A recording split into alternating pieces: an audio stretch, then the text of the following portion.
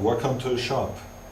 We're back after Christmas and I hope you all had some good days off and had a good time. Today we start making the mainspring housing for the miniature M1911. This is a pretty straightforward part. It's almost all milling and drilling operations except for the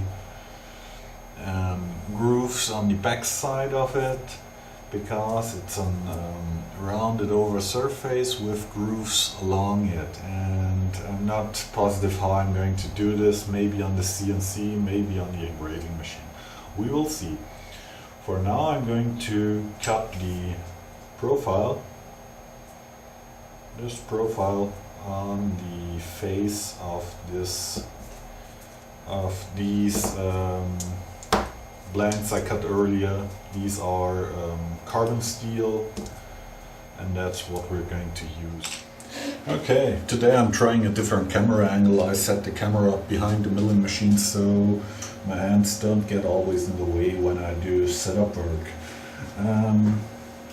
To clamp my blanks, I put a angle block in the vise on parallels, and I'm going to clamp my blanks up in this way.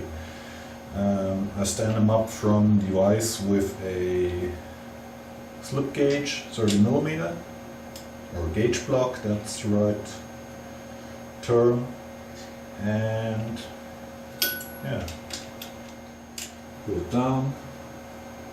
I seat it down on the gauge block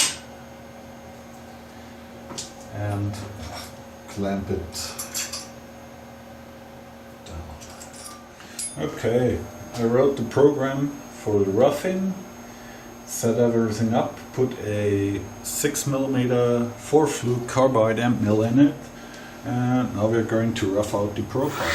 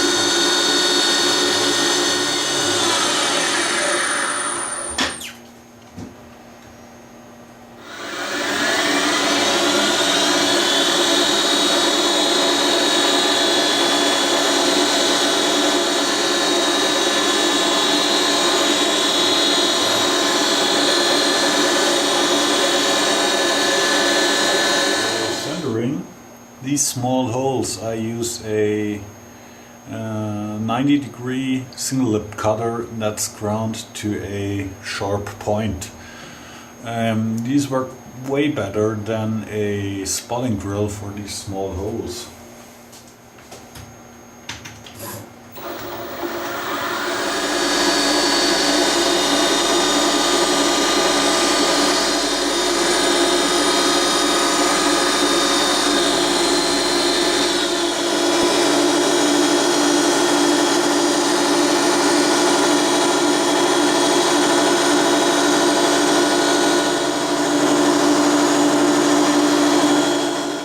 To show you the part, we have roughed out and finished the profile, and we have drilled the 2 holes in the bottom. One is 1.3mm and the other one is 0.8mm. Okay, we're over at the lathe and we're going to take our double ender and part the spring housings off. We're going to chuck them up, change over to our insert parting tool. This is a 2mm wide carbide parting tool from Glaze, and the inserts that came with it are crap. They don't cut, they push, they're horrible. I sharpened the top of the insert on a fine diamond wheel,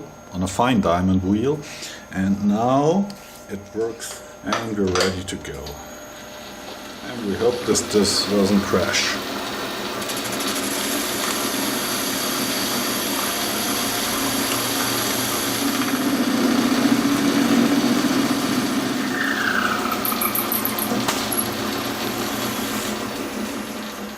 There we go, there is our part.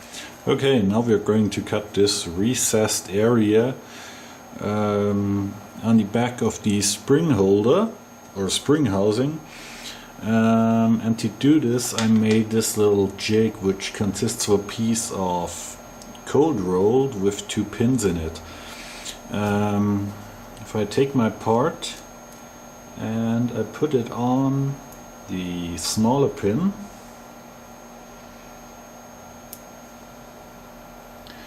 and this flat surface rests against this pin,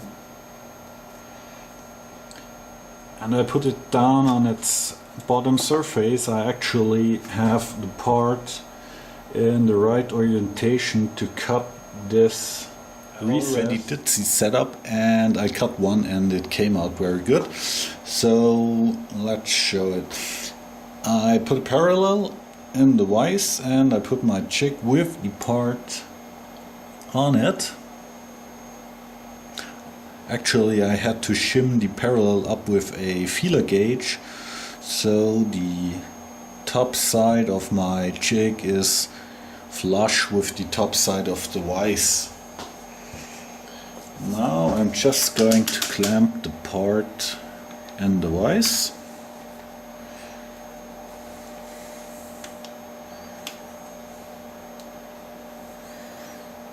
Make sure it's sitting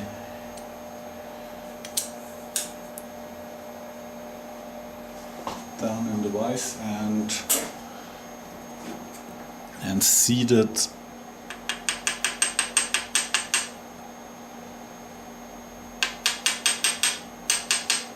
with a copper drift.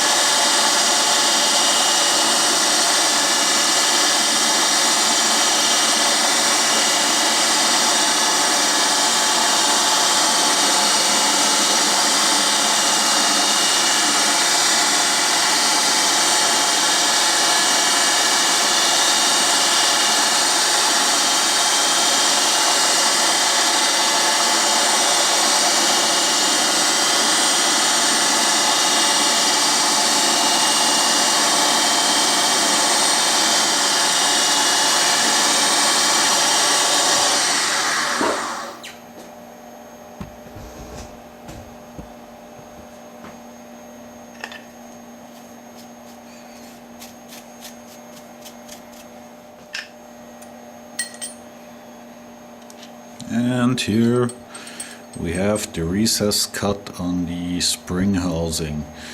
Next step will be to put them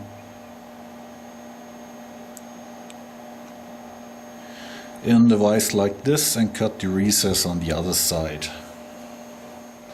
Okay, we have the mainspring holder finished so far.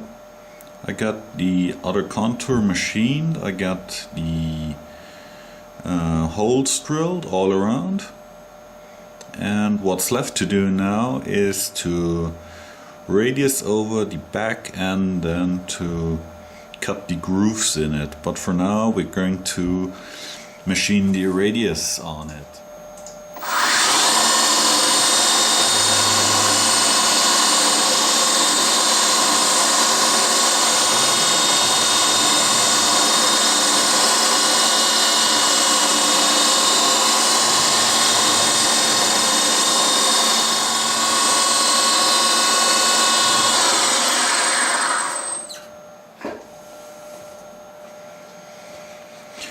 Okay, the profiling is done. I ran a 2mm carbide ball and mill with a feed of 300mm per minute and a step over of 0.05 of a millimeter. So let's unclamp this part and take a look at it. As you can see, we have the radius in this direction, and it's following the contour of the part. There has to be some cleanup by hand, but that's minor. I'm pretty happy with that. Okay. The task on hand now is to cut the grooves in the back of the spring housing, and I decided to do it, or to try it at least, on the engraving machine. As this is a three-dimensional surface, I can't do this with the normal setup on this machine. I had to set the spindle to free float, remove the cap on top. There's normally this cap on top that protects this tip, and with that configuration, with the free floating spindle, it's still pushed up by a spring, but it can move freely by this tip. You can engrave on convex and concave surfaces. To do this, you mount the pattern holder. This mounts up to the machine, and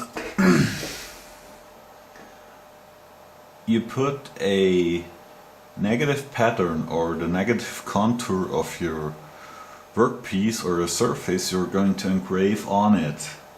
In this case, this is just a piece of tool steel. I have ground the profile of the surface onto it just by hand with a die grinder and checking it against the light for fit against the part, and then I hardened it.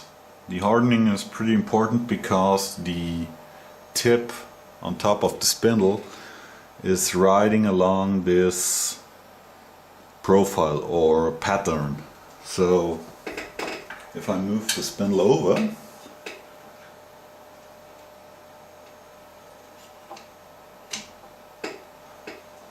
if I move the spindle in this direction,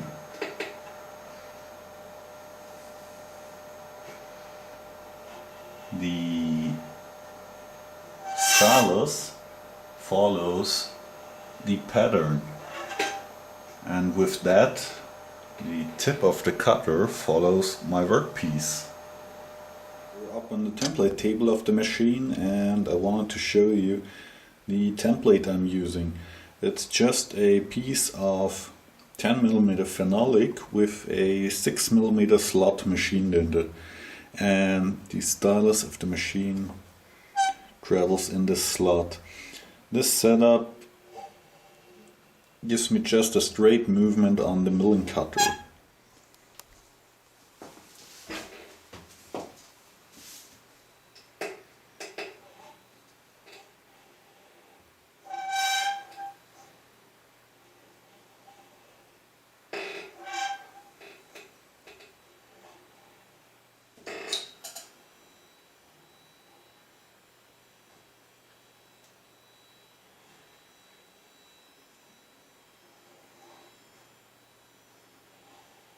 show you the movement of the cutter over the workpiece. As you can see, the tip of my engraving cutter follows the curve of the workpiece.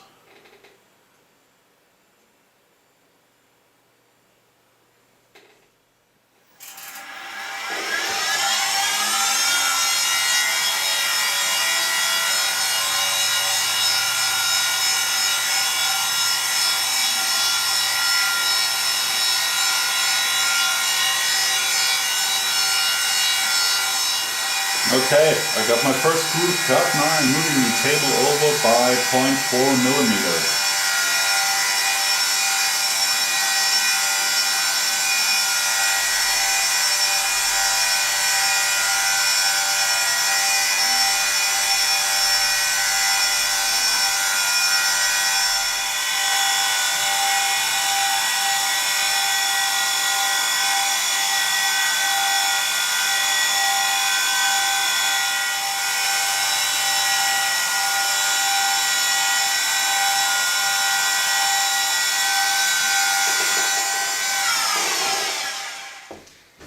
Okay, I got the grooves all cut and the part looks now like this.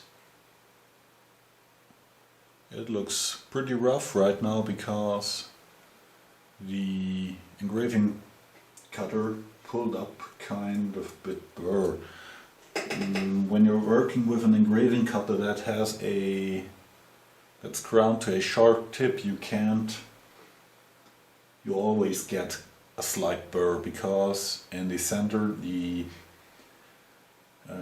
surface speed of the cutter is 0, so it just pushes the material. You don't cut, you push the material, and when you push the material you get a burr, so that's the problem. But when I deburr the part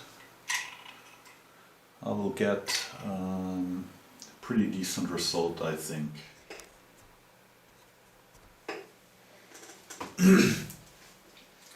Okay, the last operation on the spring housings is to cut this short 60-degree bevel on top of the splines on the side of the spring housing. So I set my small grinding vise up slightly tilted and put the part in it. I ground a 60-degree single lip cutter that will give me a 30-degree bevel, half the angle.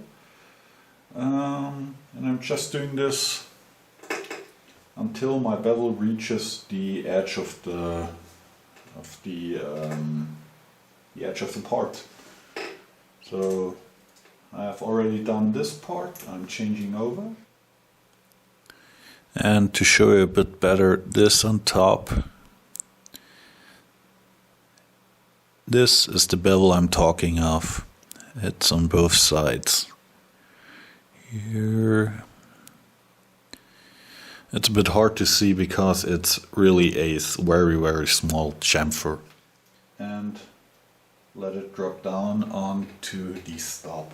So now I can clamp it.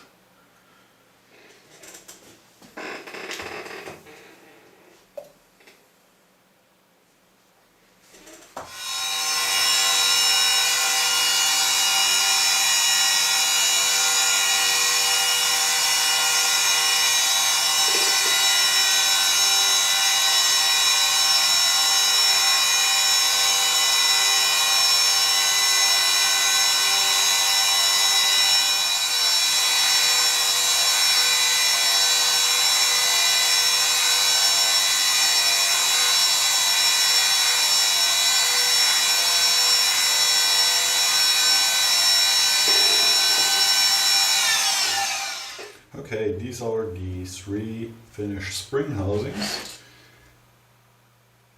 Actually, I made 5 of these, but 2 got destroyed in the process of making.